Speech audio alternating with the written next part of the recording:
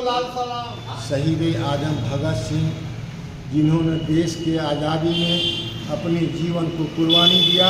23 वर्ष की अवस्था में उन्हें अंग्रेज़ों ने फांसी के सूली पर चढ़ा दिया।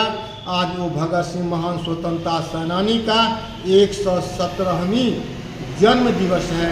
इस अवसर पर हम coordination committee of trade union and service उनके तैलचित्र पर माल्यार्पण कर, पुष्पांजलि अर्पित कर उनके प्रति श्रद्धांजलि अर्पित करते हैं, उन्हें नमन करते हैं और संकल्प लेते हैं।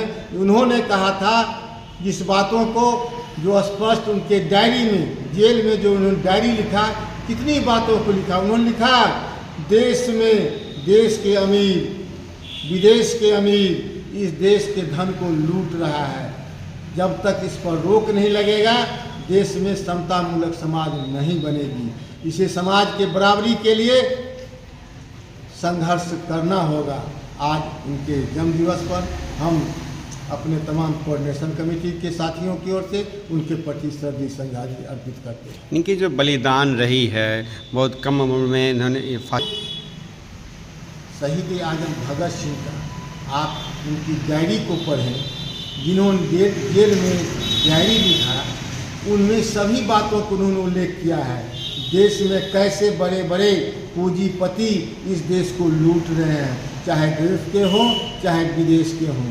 उन पर रोक लगाने के लिए उन्होंने कहा यदि इस पर रोक लग जाएगी तो मजदूरों का श्रम का जो शोषण हो रहा है वो शोषण नहीं होगा, समाज में बराबरी हो जाएगा।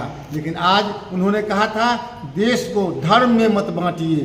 भारत देश है, उस देश में सभी को रहने का अधिकार है। लेकिन उन्होंने जो आज बताया, उन्होंने जो बताकर गए, उस रास्ते पर लोग चल नहीं रहे हैं। हमारे समाज को, हमारे देश को धर्म के नाम पर बांटने की कार्रवाई हो रही है, जाति पर बांट करके कार्रवाई की जा रही है। उन्होंने कहा था नहीं, देश में दो ही वर्ग है, एक है अमीर वर्ग, एक है गरीब वर्ग। आज उन्हीं के बताए रास्ते पर हम चलेंगे तो देश के नौजवानों का कल्याण होगा, देश के मजदूरों का कल्याण होगा, देश के श्रमिकों का कल्याण होगा, देश के किसानों का कल्याण होगा। अपना परिचय?